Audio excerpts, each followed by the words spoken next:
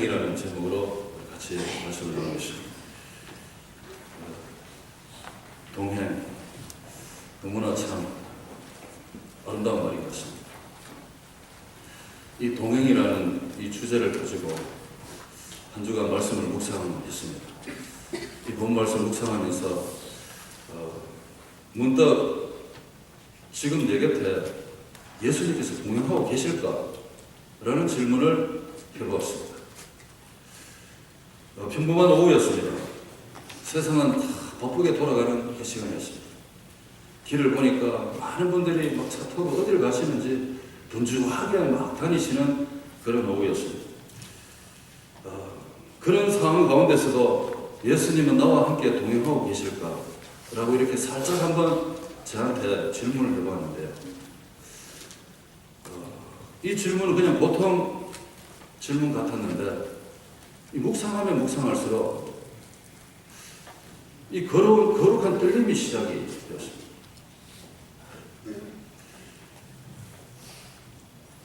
보통 우리들은 평소에 예수님이 나와 동행하시는가를 언제 찾는가 하면 참 인생이 힘들고 어려울 때, 문제가 잘 안 될 때, 아니면 정말 눈물이 있을 때 그때 예수님 나와 동행하십니까? 라고 질문할 때가 있고 예수님을 찾을 때가 있습니다.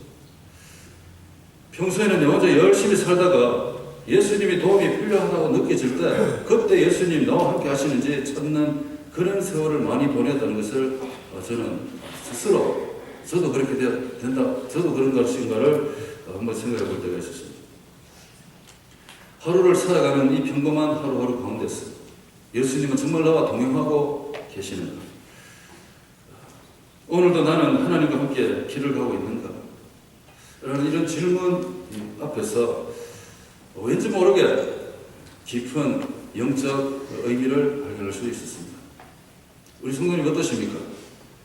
지난 한 주간 우리의 삶의 현장에서 예수님이 나와 여전히 동행하고 계신다는 것을 영적으로 한번 느끼면서 살아보셨습니까? 저 혼자 열심히 사는 것 같은데 막 열심히 땀 흘리고 막 열심히 노력하고 내 혼자 막 열심히 해나가는 것 같았는데 좀 더 깊이 제 삶의 현장을 묵상하고 또 묵상해 보니까 제 삶의 중심에는 하나님이 늘 함께 동행하고 계셨다는 것을 발견할 수 있었습니다.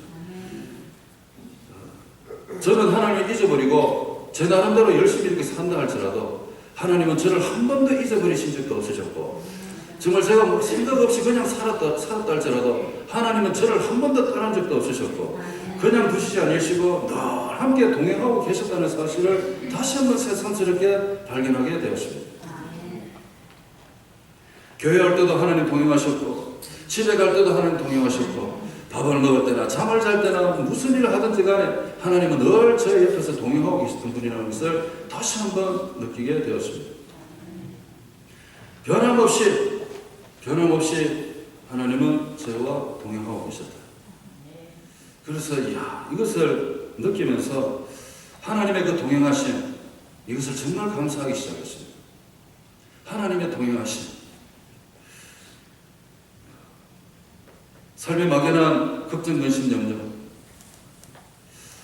그런 가운데서 하루를 지내갈 수 있습니다. 그런데 정말 제가 이렇게 하나님이 나와 함께 동행하고 계신다는 이 사실을 깨달았을 때 걱정, 근심, 염려가 무슨 소용이 있겠냐는 것입니다. 그리고 정말 이 두려움도 필요 없고 무서울 것도 없고 하나님이 나와 동행하신다는 이 사실을 알았을 때 그때 삶의 평안이 임하는 것을 제가 경험했습니다. 이 평안은 세상이 줄 수 없는 평안이십니다. 하나님이 내게 주시는 평안이십니다. 그리고 하나님이 함께 하시는데 감당하지 못할 게 뭐 있냐는 것입니다. 하나님 나와 동행하시는데 그리고 정말 못할 것이 무엇이 있느냐 이런 엉뚱한 이 영적 배짱이 생겨나더라고요. 아니 하나님 동행하신다는 이 사실을 느낄 때 이상하게 영적 자신감 이것이 막 생겨나는 것을 경험하게 되었습니다. 막 기도에 참석해서 열심히 기도하고 성령이 충만하고 이랬을 때도 하나님이 우리에게 강력한 믿음 주시지만요 정말 이 평안한 이 하루를 지나가는 이 오후 시간에 정말 하나님이 여전히 나와 여전히 변함없이 동행하고 계신다는 이 사실을 깨달았을 때 그때 생겨나는 이 마음 중심에 솟아나는 이 영적 자신감 이 은혜는 정말로 하나님께 주시는 은혜가 아니면 경험할 수가 없을 것입니다. 하나님은 저에게 그 어떤 조건도 걸지 않으셨습니다. 하나님 나와 동행하시는 데 있어서 그 어떤 조건도 필요 없이 그냥 이 모양 이 모습 이대로 하나님은 참 이렇게 기뻐하시면서 저의 존재 자체를 기뻐하시면서 함께 동행해 주시는 하나님이셨습니다. 그리고 하나님은 저와 동행하시는 것을 너무나 즐거워하셨습니다. 제가 실수하고 넘어지더라도 다시 이렇게 세워주시고 붙잡아주시면서 함께 가자고 하시는 하나님. 그래서 정말 저와 함께 가시는 것을 하나님은 너무나 기뻐하셨고, 이 모습을 제가 생각하면서 스바냐 선자가 고백했던 그 고백이 생각이 납니다. 정말 하나님 여호와 하나님은 내 가운데 계신, 나의 인생 가운데 계신 구원을 베푸실 전능자시다. 그분이 나의 모습을 바라보면서 너무나 잠잠히 사랑하시고 나로 인하여 즐거이 기뻐 노래하시는 하나님, 그분이 나와 동행하시는 하나님이시라는 것을 경험을 하게 되었습니다. 우리 성도님, 그렇습니다. 이 한 주간 살아가시는 동안에 하루 일과를 사시면서 잠시 쉬시는 시간이 있으십니까? 아니면 일을 하시다가 잠시 일을 멈추시고 정말 하나님이 여전히 나와 나의 삶에 동행하고 계시는가? 여러분, 이것을 한번 깊이 묵상하는 그런 시간을 한번 가져보시기 바랍니다. 평범함 속에서의 넘치는 은혜가 있을 줄 믿습니다. 꼭 부흥의 집회 참새에 넘치는 은혜가 아니라 평범한 일상생활 속에서 넘치는 은혜가 여전히 변함없이 우리 인생에 흐르고 있다는 것을 경험하시기를 간절히 축복합니다. 동행이 뭐죠? 동행. 이 동행이라는 단어의 그 원어를 살펴보면 산책하다, 교제하다, 함께 걷다, 기뻐하다, 함께 기뻐하다 이런 뜻이 있습니다. 그게 동행이라는 뜻입니다. 다시 말씀드려서 하나님이 우리와 동행한다 이 말은 하나님과 함께 교제하면서 기뻐하고 즐거워하는 것입니다. 하나님과 함께 기뻐하고 즐거워하면서 걸어가는 것입니다. 그게 동행입니다. 하나님께서는 아담과 하와 우리 인생을 처음 만드시고 정말 우리 땅에 우리 인생에 처음 만드시고 그 에덴 동산에서 하나님은 항상 우리 아담과 하와를 데리고 산책하셨어요. 그 산책, 그게 뭐죠? 동행이다. 동행의 역사가 거기서부터 시작합니다. 그냥 만들어놓고 그냥 마음대로 살으라고 내가 둔 것이 아니라 정말 그 에덴 동산에서 늘 하나님이 그 사람들과 함께 거닐었다 이 말, 거닐었다. 하나님의 영이 그들과 함께 거닐더라.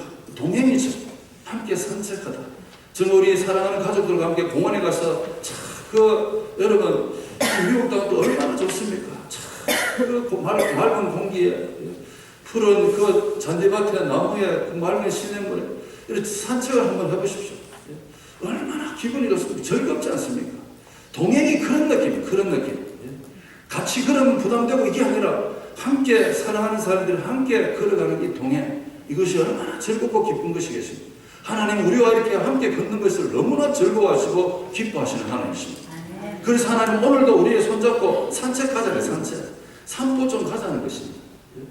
혼자 그렇게 열심히 살지 말고 혼자만 무슨 열심히 땀을 흘리지 말고 함께 하나님이 손잡고 같이 좀 동행 좀 하자, 산보 좀 가자, 이렇게 하나님께서 오늘도 그 말씀 전해주시려고 이 자리에 부르신 줄로 믿으시기 바랍니다. 아멘.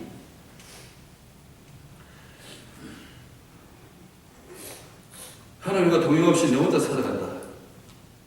교회 나오긴 나오는데 하나님 없이 내 혼자 살아간다. 그것은 바로 하나님을 믿는 믿음이 아니라 여러분, 하나님이란 종교를 믿는 사람이죠. 하나님이란 종교를 믿는 사람하고 하나님과 동행하는 사람은 천지 차이예요. 이 땅에 사람들이 만든 종교는, 이 땅에 사람들이 만든 종교 있죠. 그 종교를 믿는, 그 종교를 만든 그 신, 사람이 만들었죠, 그 신을.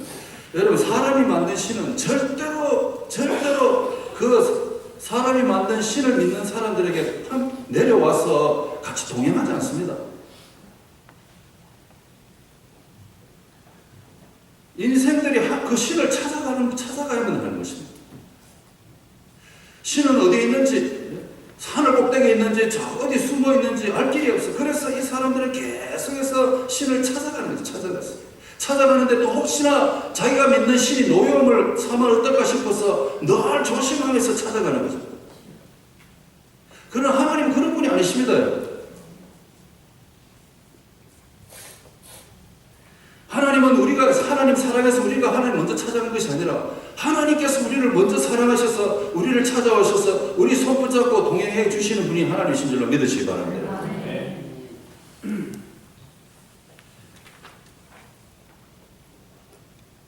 에녹은 300년 동안 하나님과 동행했다 이렇게 말씀합니다.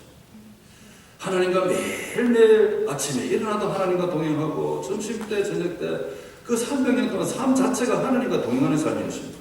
그때 하나님께서는 에녹을 죽음을 보지 않고 하나님 그냥 하늘나라에 데려갔다 이렇게 말했습니다. 하나님 나라에서도 같이 동행하시려고 그냥 싹 데려가신 것 같아요. 노아는 어떻습니까? 그 당대 노아가 살던 시절에 하나님께서 하늘에서 땅을 살펴보니까 모든 사람이 시집가고 장가가고 자기 먹을 거 먹고 살고 지금 그렇게 제 가운데 사는데 딱 한 사람 눈에 띄는데 노아입니다. 그 사람이 뭐였느냐? 하나님과 동행했다 이렇게 말하십니다. 하나님과 동행하는 사람은 딱 한 사람밖에 없었어요.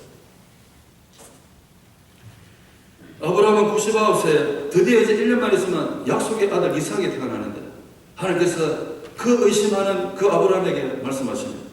너는 내 앞에서 행하여 완전하라 이렇게 말합니다. 내 앞에서 행하여 완전하라. 내 앞에서 행하다 이 말이 뭔가 하면 동행하다는 말입니다. 하나님하고 함께 걸어갈 때 너는 온전해야 된다 이런 말씀입니다. 그래야 약속의 아들을 본다 이 말입니다. 야곱도 형 장자권 빼앗아서 도망가잖아요. 도망가다가 밤이 되었어. 어느 한 들판을 지나는 강야길이죠. 강야를 지나는데 양사방 둘러봐도 아무것도 없고 그냥 홀로 돌멩이 하나 골라가지고 베개 삼고 하늘을 지붕 삼고 땅을 방바닥 삼아서 잠자잖아요. 홀로 외롭게 정말로 정처 없는 그 인생길 잠을 자는데 하나님이 나타나셨어요. 야곱을 만나주시면 야곱 정신 깜짝 놀라가 깨어나지 않습니까? 깨어나서 하는 말이 아니 하나님이 여기도 계시네. 하나님 여기도 계시네. 그 말이 뭡니까? 하나님은 야곱을 절대 홀로 보내지 아니하시고 거기까지 하나님이 동행해 오셨다는 것입니다. 결국 이 사람이 깨어나서 그 자리를 제단을 삼고 그것이 베들이다. 하나님을 만나는 장소다. 이렇게 이름을 지었습니다. 요셉 어땠습니까? 이 사람도 평생 하나님과 동행해서 형통의 삶을 살았다고 말씀합니다. 하나님과 함께해서 형통의 삶을 살았습니다. 이렇게 하나님은 이렇게 동행하는 하나님이십니다. 이스라엘 백성들이 애굽을 나올 때도 하나님 동행하셨고 그 홍해 바닷가에 그 길을 건너갈 때도 하나님 동행하셨고 광야 40년 사는 동안도 하나님 동행하셨습니다. 낮에는 구름 기둥으로 밤에는 불 기둥으로 늘 하나님 그 백성들과 함께 걸어가시면서 동행하셨죠. 근데 백성들은 그것도 알지도 못하고 맨날 뭐 없다고 맨날 배고프다고 맨날 원망하고 불평하다가 하나님이 동행하시는 걸 그거 왜 모르십니까? 하나님이 동행하시면 광야도 천국인 줄로 믿으셔야 되는데 여러분 강물길이라고 그것만 본다. 하나님 동행하는 건 안 보고 그러니 원망 불평 안 하겠습니까? 그러다 거기서 다 죽죠. 하나님이 이렇게 동행하시고 가나안까지 들어가게 하시고 거기서 땅 다 차지해서 잘 먹고 잘 살게 해주시는데도 불구하고 백성들은 뭐 하십니까? 돌멩이 나무 앞에 찾아갑니다. 또 돌멩이 앞에 나무 앞에 찾아간 그 인생들. 그러다가 바벨론 70년 또 포로 생활합니다. 하나님 그 포로 생활 하는데도 같이 가셨어요. 같이 가셔서 돌아오셔서 다시 예루살렘 성전 짓게 하셨어요. 여러분 그리고 끝냈습니까? 그 다음부터는 아예 내가 너와 함께한다. 하나님이 함께 하신다. 임마누엘, 이 임마누엘 이름을 가지고 아예 하늘에서 땅으로 내려와 버리셨습니다. 우리가 평생 함께 하시기 위해서 내가 너와 함께 한다. 임마누엘이잖아. 임마누엘. 이 이름을 가지고 아예 그냥 오시더라고 이 땅에. 오셔서 세상 끝날까지 내가 너와 함께 한다. 이거 알려주시거든요. 여러분 이 사실을 꼭 기억하시기 간절히 바랍니다. 옛날에 그 당시에 그 사람만 함께 하시는 것이 아니라 오늘 저와 여러분에게도 함께 하시는 줄로 믿습니다. 그 예수님께서 임마누엘이라는 이름으로 오셔가지고 우리가 올라가서 죽어야 될 그 십자가에 예수님 대신 올라가시고 여러분 죽어주시고 우리 죄값 다 치러주시고 그 당시 살던 사람의 죄값뿐 아니라 장차 올 모든 인류의 죄값까지도 예수님 십자가에서 한 번의 제사로 다 끝내셨습니다. 그래서 이제는 우리가 누구든지 예수님 믿으면 제사함 다 받고 구원의 길을 갈 수 있도록 예수님께서 그렇게 새로운 길을 열어주신 것입니다. 그것이 부활이었어요. 부활. 예수님 부활하신 그 길 다 열어주셨어요. 예수님 부활하신 후에 차례대로 제자들에게 보여주셨어요. 나타나 주셨습니다. 그런 일이 있었는데 오늘 이 엠마오로 가는 이 두 제자는 12제자 속에 들어가 있지 않습니다. 예수님 한번 따라가면 뭔가 되겠지 하고 따라갔던 제자들인 것 같아요. 이렇게 예수님께서 제자들에게 나타나 보이시는 가운데 이 두 제자는 그 소문만 듣고 급히 예루살렘에서 자기 고향 엠마오 시골로 갑니다. 25리쯤 된다 했어요. 우리가 열심히 걸어가면 3시간만 걸어갑니다. 열심히 걸어가는데 어느 순간 옆에 한 사람이 더 같이 동행하게 됐어요. 누구시냐고. 그때는 알 필요 없습니다. 이 두 제자가 같이 막 열심히 이야기를 하면서 가는데 한 사람이 그 동행에 끼어들었어요. 그래서 그분이 무슨 말하고 가십니까? 물어봤더니 이 두 제자가 얼굴에 슬픈 기색을 하면서 잠시 멈추더라는 거죠. 여러분, 그 예루살렘에서 엠마오로 가는 그들의 얼굴이 어땠느냐? 슬픈 기색이 있었다. 슬픈 가운데서 다시 고향으로 가는 것입니다. 그들에게 예수님께서 가셔가지고 지금 무슨 이야기하고 가느냐 물어보지 않습니까? 우리가 읽었던 말씀이 그거 아닙니까? 나사렛 예수 이야기인데요. 아니, 아직 그거 못 들었습니까? 아니, 예루살렘에서 이 엄청난 일이 있는 거 못 들었습니까? 예수님한테 그 이야기 하는 겁니다. 우리가 나사렛 예수라는 사람이 정말로 로마에서 우리나라를 구해주고, 그리고 정말 하나님 앞에서 사람 앞에서 그 말하는 거하고 행동하는 거 보니까 이분은 진짜 선지자 같아서 우리가 이 사람만 따라가면 뭔가 될 것 같아서 따라갔는데 세상에 그 제사장한테 잡혀갖고 십자가 못 박혀 죽은 거 못 들었습니까? 이렇게 물어. 십자가 죽었는데 어떤 또 여인들이 그 무덤에 가봤더니 무덤에 돌이 열려있고 빈 무덤이고 이랬는데 막 갑자기 천사가 나타나서 다시 살아나셨다 막 이렇게 하시는데 그거 못 들으셨느냐고 그렇게 이야기하면서 가는 것입니다.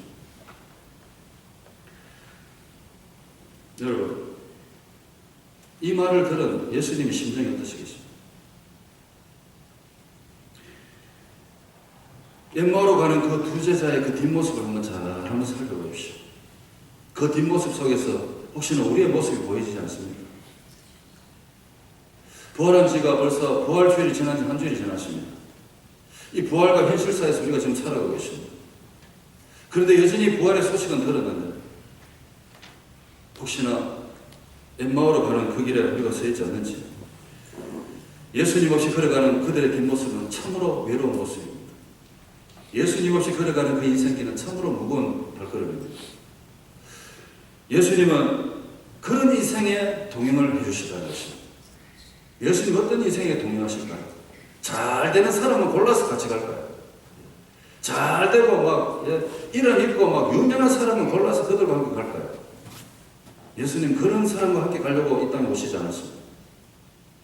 예수님께서 참으로 힘들고 어려운 길 가는 인생, 고독의 길 가는 인생, 눈물로 가는 인생, 고난의 깊은 터널을 지나가고 있는 인생, 예수님은 그들과 함께 동행하시려고 이 땅에 오셨다는 것입니다. 이 땅에 오셔서 내가 너와 함께한다. 이거 알려주시려고. 그거 알려주시려고 예수님 이 땅에 오셨다는 것입니다.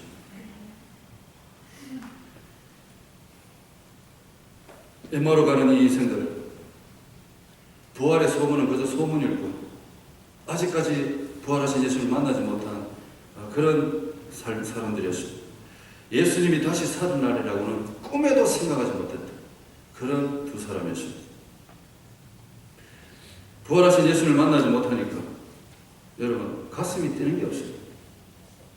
그러니까 오히려 슬픈 기색하며 고향으로 돌아간다. 그 돌아가는 그 길은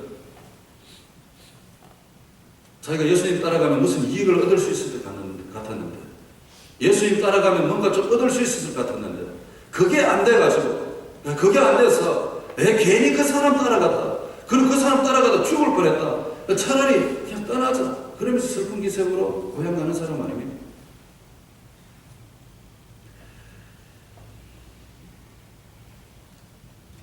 부활하신 예수님께서 베드로 만나주셨어요. 실패하고 넘어져 있는 베드로. 예수님 부활이 무슨 여러분, 예수님 부활이 자기에게 무슨 유익이 있었겠습니까? 그래서 부활하신 예수님 만나가는데 베드로가 뭐라고 말했죠? 나는 고기 잡으러 간다 그랬어요. 다른 제자들은 너희들은 알아서 해라. 나는 고기 잡으러 간다. 부활과 현실 사이에서 여러분, 이 부활이 뭔지를 가슴 속에 정말로 알지 않는 한 그냥 일상생활로 돌아가는 그런 일이 벌어집니다. 예수님을 만나지 못한 그 속에는 이렇게 예수님을 잊어버린 의심, 허무함, 이것이 엠마오로 달려가는 그 사람들의 그 발걸음 속에 보여지는 것입니다.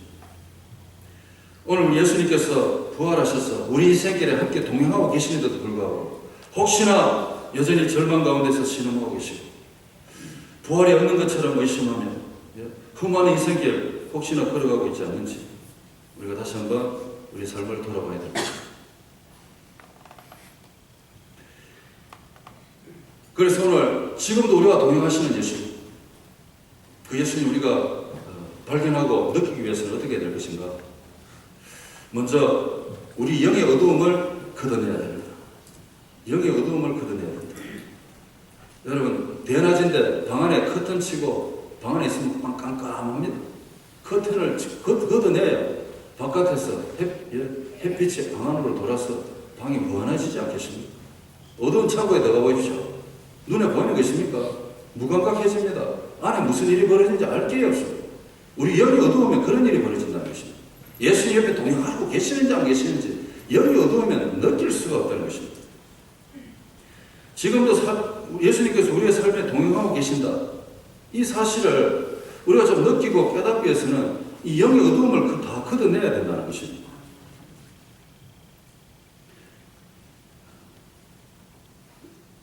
이 영이 눈이 어두워서 예수님 나와 동행하고 계신다는 이 사실이 느껴지지 않으면 그 길이 바로 낙심의 길, 그 길이 바로 희망을 잃어버린 절망의 길, 예수님이 보이지 않는 슬픈 대화의 길, 이게 바로 엠마오의 길이 된다는 것입니다.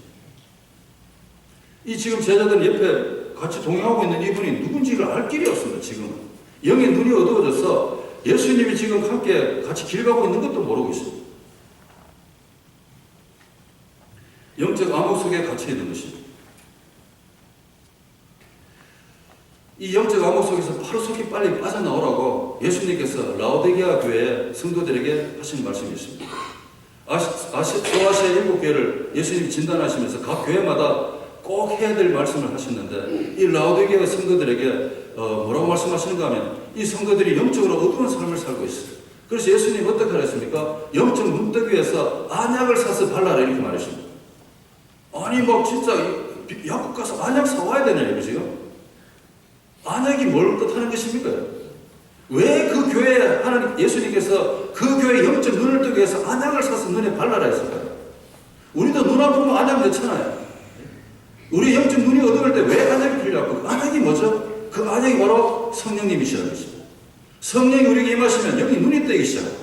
그래서 여러분 감각이 살아나기 시작해요. 그래서 옆에 누가 계시는지 느낄 수 있죠. 느낄 수 있죠. 하나님은 영이시기 때문에 영은 영끼리 만나야 느낄 수 있는 것입니다. 우리 영이 잠자면 하나님 아무리 우리 옆에 와 계셔도 느낄 수가 없습니다. 영이 깨어나야 여러분 하나님과 만나지. 내 영이 잠자는데 어떻게 만나겠습니까? 그래서 소경 받으면은 예수님 지나가는 그 소식을 듣고 고래고래 소리치죠. 뭐죠? 주여 보기를 원하여. 주여 보기를 원하나요?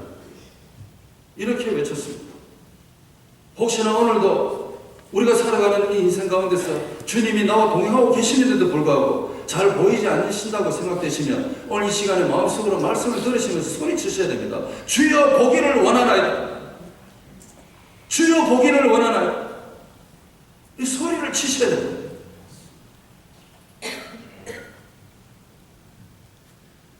예수님이 영적으로 우리 영적인 눈으로 보이기만 한다면 여러분 슬픔이 변해서 기쁨으로 바뀔 것입니다. 낙심이 변해서 희망이 될 것이고요. 절망이 기적으로 바뀌어가게 될 줄로 믿습니다.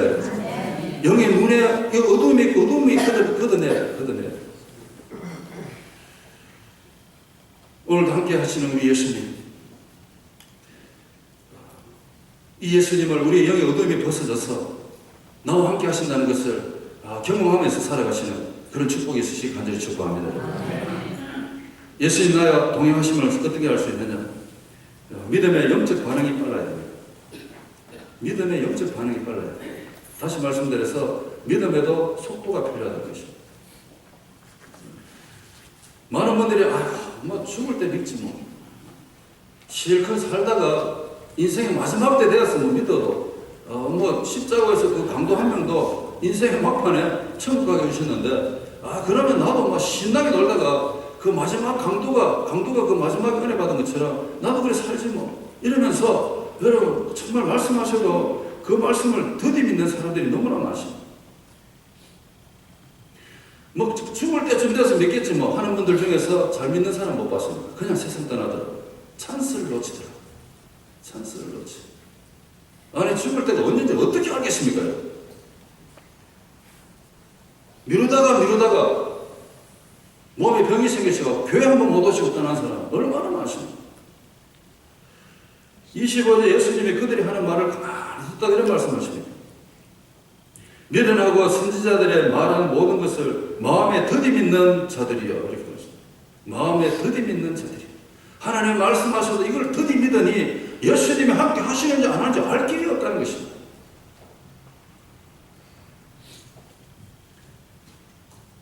예수님이 부활의 소식을 듣고도 그 사실을 믿지 못하는 그 제자들 보고 미련하고 더디 믿는 자들이다 이렇게 말씀했습니다. 예수님이 부활하셨다 그러면 막 뛰어가지고 확인이라도 한번 할 수 있을 거 아닙니까? 만약에 예수님 다시 오신다고 이렇게 말씀하셨는데 여러분 예수님이 다시 오셨다는 소문이 들리면 우리 안 가보겠습니까? 급히 뛰어가서 진짜인가 아닌가 확인할 거 아니겠습니까? 그런데 더디 믿는다는 거죠. 보니까 이 두 제자가 무슨 충청도 출신도 아니고 믿는데 상당히 늦어요. 벌써 부활하셨다는 소식이 들려왔는데도 더디 믿는다. 빠르신데 옛날 그런 느낌이 듭니다. 더디 믿는다. 늦게 반응한다 이 말이죠. 더디 믿지 말고 빨리 믿어야 되는데 이 영적 믿음의 더디 이것이 예수님이 나와 동행하신다는 것을 깨닫지 못하게 만든다는 것입니다. 그래서 오늘 이 시대는 도무지 말씀대로 잘 믿지 않는 세대입니다. 그런 세대가 되었습니다. 지금도 많은 분들이 다시 사신 예수님을 믿는 그 믿음의 속도가 너무나 늦습니다. 꼭 인생에 무슨 일을 당해야 믿으려고 하는 그런 시대에 우리는 살고 있습니다.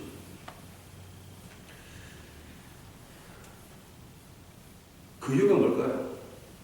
예수님의 부활을 잘 믿지 못했어요. 내가 이 손가락으로 직접 예수님의 그 구멍 뚫린 손가락에 손 한번 넣어보고 옆에 옆구리에 착자국 나는데 내가 한번 넣어보고 그래야 내가 믿겠다는 뜻 아니겠습니까? 믿음보다는 체험을 앞세우는 시대가 이 시대라는 것입니다.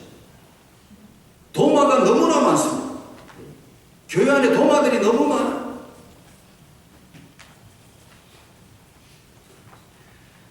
그러면서 좀 생각해 봅니다. 오늘날 이 선포되어진 이 복음의 이 메시지의 힘이 어느 정도 될까? 하나님이 선지자를 통해서 말씀하셨던 이 성경의 말씀의 능력이 어느 정도 될까? 과연 저 약국에 파는 약국 아주머니가 적어주는 그 디스크립션만큼 할까? 병원 갔는데 의사 선생님이 오늘 이거 꼭 드세요 적어주는 그 종이만큼 효력이 이 성경이 그 정도 될까? 병원 가서 선생님이 오늘 꼭 드세요 5시에 꼭 드세요 그러면 5시 전에 벌써 가가지고 약 사와가지고 다시 될 때가 기다렸다가 약을 먹잖아요. 육신의 병을 고치기 위해서는 그렇게 시간을 따박따박 맞춰가지고 의사 선생님 시키는 그대로 순종하는데 이 영적인 영의 병은 어떻게 하시겠습니까? 이 영은 영의 눈은 어두워져 있고 영은 말씀을 듣는 것이 너무나 더디고 여러분 이 영적인 이 병은 어떻게 고쳐야 되겠습니까?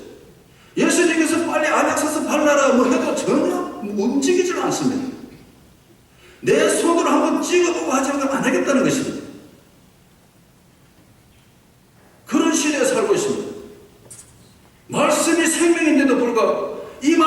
우리 영혼을 살리고 우리 영혼을 쪼개고 우리 부족한 것을 치유하시고 우리를 진정으로 살게 해주시는 것이 하나님 말씀인데도 불구하고 이 말씀을 펴고도 더디 믿는 시대가 됐다는 것입니다. 그런 세대에 어떻게 예수님 함께 하시는 것을 느낄 수 있겠습니까?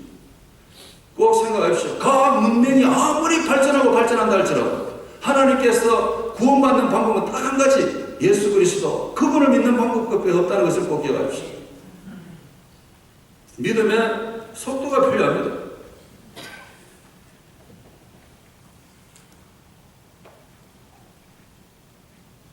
말씀을 마음에 더디 믿으면 여러분 영적으로 병이 생기기 시작하죠. 그러면 약값 더 듭니다.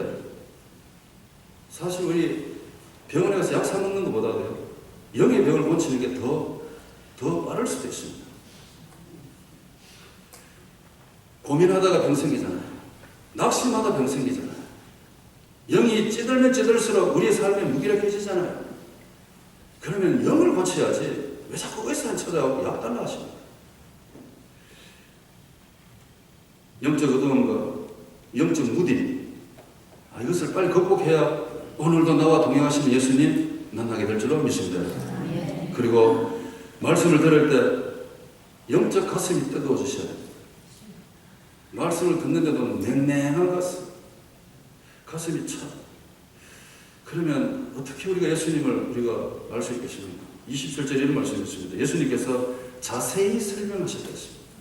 선지자의 글을 자세히 설명하셨다. 그 글이 뭘까요? 자세히 설명한다는 게 뭡니까? 설명한다는 것은 가까이 가서 찌르다는 뜻이 있습니다. 오늘 하나님께서 우리 가슴에 가까이 오셔서 찌르시는 사람이 있어요. 그 찔리면 가슴이 뜨거워지게 되십니다. 말씀으로 찔리면 가슴이 뜨거워지거든요. 그것이 자세히 가르치다 이 말인 것입니다. 예수님께서 선지자의 그 예언을 통해서 어떤 일이 일어날 것인가를 다시 한번 성경을 풀어서 그 두 제자한테, 엠마오가는 그 형제들한테 자세하게 말씀하셨다. 말씀으로 그들의 가슴을 찌르셨다. 그때 무슨 일이 벌어지느냐? 그들의 가슴이 뜨거워지더라 이렇게 말씀하십니다. 오늘도 말씀 듣다가 가슴이 뜨거워지는 분들이 계십니다. 하나님이 그들의 가슴을 찌르신 것입니다. 그 말은 하나님의 말씀이 가슴에 와서 와닿았다는 것입니다. 하나님의 말씀을 듣고 이해가 되었다는 것입니다. 말씀으로 가슴이 뜨거워지니까 그때 무슨 일이 벌어지느냐? 영이 눈을 뜨기 시작하고 어둠이 사라지기 시작한다는 것입니다. 그래서 옆에 계시는 분한테, 같이 가는 분한테, 아이고 말씀 잘 들었습니다. 같이 식사 좀 하시죠. 그랬더니 예수님이 같이 더 동행해 주기를 원하시는 분이십니다. 같이 가서 식사하시는데 가슴이 뜨거워졌어요. 근데 보니까 예수님 안 계셔. 이 제자들 가만 생각하니까 아까 그 말씀하신 분이 우리 가슴이 뜨거워지지 않더냐. 그분이 바로 부활하신 예수님이라는 걸 그때 드디어 영으로 깨닫기 시작하고 적시로 예루살렘으로 돌아갑니다. 하나님 말씀에 여러분 인생길 방향 바꾸게 될 줄로 믿습니다. 하나님 말씀을 유언처럼 들어야 되는데 한 귀로만 들으니까 이 말씀 들은 게 어디로 가야 했는지 알 길이 없어요. 오늘 삶의 현장에서 하나님 주신 이 말씀과 우리의 삶의 현장에서 부딪힘이 없다면, 하나님 말씀과 나의 삶의 충돌이 일어나지 않는다면 그건 한 귀로 들은 분들이십니다. 이 제자들 말씀 몰랐을까요? 잘 알고 있었습니다. 그러니까 자세히 풀어주니까 놀라서 가는 거 아니겠습니까? 오늘 이 말씀을 듣는 중에 우리도 우리 영적 어둠이 이 눈에 사이에 있는 영적 어둠이 거쳐지고 영적 눈이 떠져서 정말로 가슴에 말씀 믿는 믿음의 그 속도가 빨라져서 가슴이 뛰어서 이 한 주간도 또 남은 인생도 예수님 나와 동행하신다는 이 사실 앞에서 그분 손 붙잡고 열심히 우리 하루하루 살아가야 될 줄로 믿습니다. 이렇게 예수님이 나와 동행하신다는 것을 알았으면 어떻게 될까요? 제자들은 그 시로 예루살렘을 갔다 했습니다. 슬픔의 길에서 돌아서서 기쁨의 길로 돌아가십니다. 절망의 길에서 기적의 길로 돌아가십니다. 어둠의 길에서 빛의 길로 돌아가십니다. 낙심의 길에서 희망의 길로 다시 돌아가십니다. 그리고 이 사람은 부활하신 예수님을 만난 그 제자들과 합류해서 일생을 부활하신 예수님을 증거하다가 하나님 앞에 갔습니다. 이 사람들은 다시 엠마오로 돌아왔다는 소식이 전혀 없습니다. 우리 허파에 산소가 필요하듯이 우리 인생에 예수님이 필요하십니다. 예수님 그거 아시고 우리와 늘 동행하고 계시는 예수님이십니다. 그래서 오늘 혹시 우리 인생길 다시 한번 돌아보십시오. 부활의 예수님이 우리와 함께 계시는데 혹시 우리 인생길 엠마오로 가는 길인가? 엠마오가 뭐죠? 자기 고향이나 그 고향이 어떤 곳이죠? 예수님 만나기 전에 그 이야기입니다. 예수님 예루살렘 계신다는 소식 듣고 예수님 만나기 위해서 뛰어왔던 그 고향. 우리도 고향에 한번 가보시면 옛날에 정말 낙후했던 그 시절이 기억날 것입니다. 그러면서 생각할 때, 이야, 우리가 어떻게 이런 곳에 살았던 거, 이렇게 고백하시는 분들이 많이 들었어요. 그리고 그 고향, 정말 그 고향, 이 엠마오로 가는 이 사람, 우리의 옛날 고향은 어떤 고향입니까? 죄 많고 허물 많았던 그 지역이었습니다. 정말 예수님 만나기 전에 그 지역은 우리의 고향, 옛 고향. 우리는 지금 새 사람이 되었어요. 예수님 만나고 새 사람이 되었다면 이제는 부활을 넘어서 더 열심히 예수님과 함께 동행하며 주님 그 길을 우리도 열심히 달려가야 되는 것이 새 사람으로서 새 고향에서 다시 거듭난 인생의 삶인데 다시 옛날에 죄를 짓던 그 연약했던 그 시절을 돌아가려고 하는 그 길, 혹시나 우리 인생에 그 길이 보이십니까?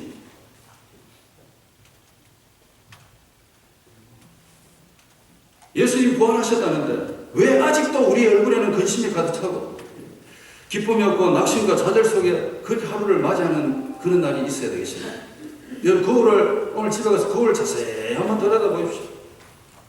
그 거울을 보시면서 정말 내 얼굴이 부활하신 예수님을 만난 얼굴인가? 아니면 예수님 만나지 못하고 엠마오로 가는 그 두 제자의 그 슬픈 얼굴인가? 한번 잘 보십시오. 거울은 절대 먼저 웃는 일이 없습니다. 내가 웃지 않는 한 거울은 웃지 않거든요. 내가 부활하신 예수님의 얼굴을 거울에 비치지 않는 한 그 거울은 절대로 우리 얼굴을 변화시킬 수가 없어요.